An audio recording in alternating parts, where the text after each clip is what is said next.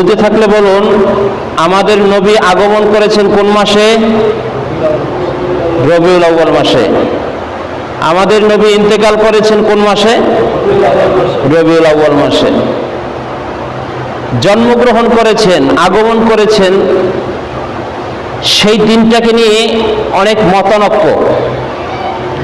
কেউ কেউ বলেন বিশ্বনবী আগমন করেছেন 2 রবিউল আউয়াল, কেউ কেউ বলেন 8 রবিউল আউয়াল, কেউ কেউ বলেন 9 রবিউল আউয়াল, কেউ কেউ বলেন 10 রবিউল আউয়াল, কেউ কেউ বলেন 12 রবিউল আউয়াল, কেউ কেউ বলেন 17 রবিউল আউয়াল।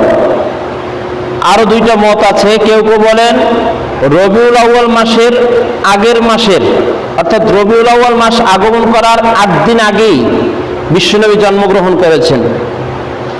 আর একটা মত আছে, ইবনে কাসিরের ভিতরে আসছে, তাফসির ইবনে কাসিরের ভিতরে। তাফসির ইবনে কাসিরের যিনি মুসান্নাফ, তিনি বেদায়া আর নেহায়ার ভিতরে উল্লেখ করেছেন যে আর একটা মত আছে, সেটা হচ্ছে রমজান মাসের 12 রমজান। যদিও এই মতগুলোর ভিতরে গ্রহণযোগ্যতা কম। গ্রহণযোগ্য হচ্ছে 3টা মত। রবিউল আউয়াল মাসের 2 তারিখ, অথবা 8 তারিখ, অথবা 12 তারিখ। এই 3 দিনের একদিন বিশ্বনবী আগমন করেছেন। তো এই 3 দিনের ভিতরে অধিকাংশ মত হচ্ছে বিশ্বনবী আগমন করেছেন 12 রবিউল আউয়াল। তাহলে এবার বলুন তো, বিশ্বনবী জন্মগ্রহণ করেছেন কত তারিখ? 12 রবিউল আউয়াল। এগুলো আমাদের জানা দরকার। বিশ্বনবী আগমন করেছেন, অধিকাংশের মত অনুযায়ী আমরা এটাই ধরে নিলাম, বিশ্বনবী আগমন করেছেন 12 রবিউল আউয়াল।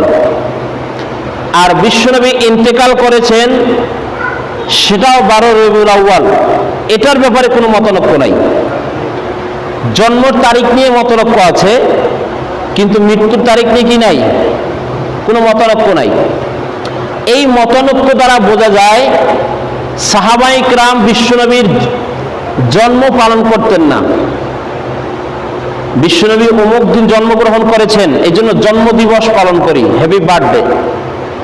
এই হ্যাপি বার্থডে করেন নাই, জন্মদিবস পালন করেন নাই। যদি জন্মদিবস পালন করতেন তাহলে সাহাবায়ে কেরামের কাছে এই তারিখটা নির্ধারিত থাকতো, হাদিসের ভাষায় এই তারিখটা নির্ধারিত থাকতো।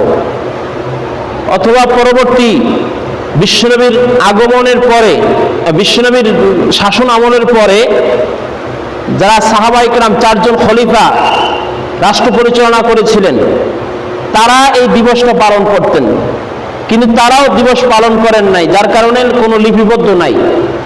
এই জন্যই মতানৈক্য তৈরি হয়েছে। তাহলে বোঝা গেল বিশ্বনবীর জন্ম, বিশ্বনবীর আরেকটা শব্দ বলি, এই জন্মের আরবি হচ্ছে মিলাদ। জন্মের আরবি কি? মিলাদ। আর মিলাদুন নবী এর অর্থ হচ্ছে বিশ্বনবীর জন্মদিন, বা আমাদের শেষ নবী, আখেরি জামানার নবী হযরত মুহাম্মদ মুস্তাফা সাল্লাল্লাহু আলাইহি ওয়াসাল্লামের জন্মদিন। এটাকে বলা হয় কি? মিলাদুন নবী। তাহলে সাহাবায়ে কেরাম মিলাদুন নবী পালন করেন নাই। যদি মিলাদুন নবী পালন করতেন তাহলে অবশ্যই এটা কি থাকতো? লিপিবদ্ধ থাকতো। কিন্তু লিপিবদ্ধ না থাকার কারণে আজকে মতানৈক্য তৈরি হয়েছে।